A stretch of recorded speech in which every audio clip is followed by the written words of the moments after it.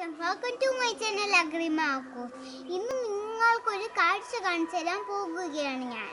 അതിനു മുന്നേ എൻ്റെ ചാനൽ ആദ്യമായി കാണുന്നവർ ഇപ്പോൾ തന്നെ സബ്സ്ക്രൈബും ലൈക്കും ഷെയറും കമൻറ്റും പിന്നെ താഴെ കാണുന്ന ബെല്ലൈക്കവും പ്രസ് ചെയ്യണം. അപ്പോൾ എൻ്റെ പുതിയ വീഡിയോസ് നിങ്ങൾക്ക് കാണാൻ കഴിയും. അപ്പോൾ 3 അതിഥികളെ കാണാം. നിങ്ങൾ കാവിലെ പാട്ട് കേൾക്കുന്നില്ലേ? എല്ലാ ദിവസവും ഉണ്ടാവും കാവിലെ പാട്ട്. 3 അതിഥികളെ പരിചയപ്പെടുത്തി തരാം. ഇത് ഫസ്റ്റത്തെ ഒരാള്, പിന്നെ അതുമാണ്.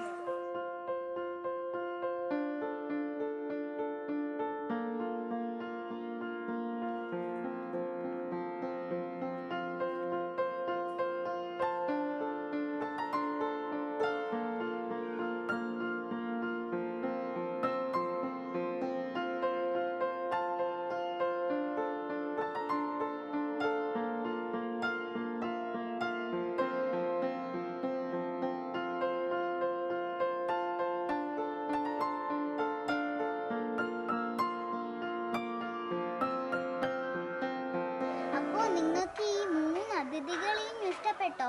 അപ്പോൾ ഇതുണ്ടാക്കിയ ആളോട് ചോദിക്കാം, ഇതെന്തിനാണ് ഉണ്ടാക്കിയത് എന്ന് ചോദിക്കാം. ഇതാർക്ക് വേണ്ടിയിട്ടാണ് ഉണ്ടാക്കിയത് എന്ന് ചോദിക്കാം.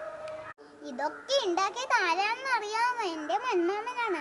അപ്പോൾ മന്മാമൻ വന്നിട്ട് ഇതെന്തിനാണ് ചോദിക്കാം. അപ്പോൾ മന്മാമൻ വന്നിട്ടുണ്ട്. ഇതെന്തിനാണെന്ന് ചോദിക്കാം. ഇതെന്തിനാണ് മന്മാമ? ഇത് കമ്മ്യൂണിസ്റ്റ് പാർട്ടിയുടെ 23ാം പാർട്ടി കോൺഗ്രസിൻ്റെ സംഘാടക സമിതി ഓഫീസ് വെള്ളപ്പന്തൽ ഉണ്ടാക്കുന്നത്. അപ്പോൾ അതിന് അലങ്കാരമായിട്ട് വെള്ളപ്പന്തൽ എന്ന സ്ഥലത്തിൻ്റെ ചരിത്രം ആലേഖനം ചെയ്യുന്ന ഒരു സൃഷ്ടിയാണ് ഉദ്ദേശിക്കുന്നത്. ഒരു 80 വർഷം മുന്നേ ഒക്കെ വെള്ളപ്പന്തലിൽ തണ്ണീർപ്പന്തൽ എന്ന ഒരു പന്തൽ കെട്ടി അവിടെ നിന്ന് കാൽനട അന്ന് ബസ്സൊന്നും ഇല്ലാത്ത കാലത്ത് കാളവണ്ടിയിലും കാൽനട യാത്രക്കാരുമായിരുന്നു ഉണ്ടായിരുന്നത്.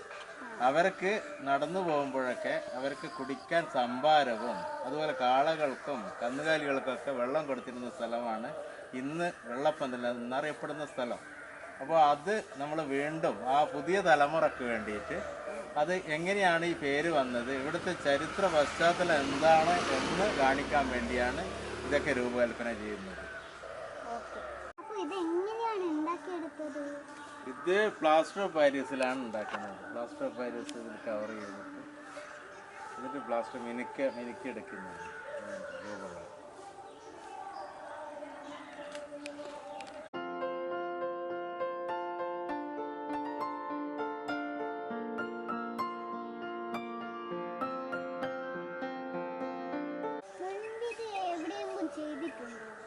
മുൻപ് പാർട്ടി സമ്മേളനങ്ങളൊക്കെ ചെയ്തിട്ടുണ്ട്. അതുപോലെ പിന്നെ നവരാത്രി ആഘോഷത്തിന് പോതിയൽക്കാവിൽ, ഇവിടെ അടുത്തുള്ള പോതിയൽക്കാവിൽ, അവിടെ നവരാത്രി ആഘോഷത്തിനൊക്കെ അലങ്കാര പണികളൊക്കെ ചെയ്തിട്ടുണ്ട്.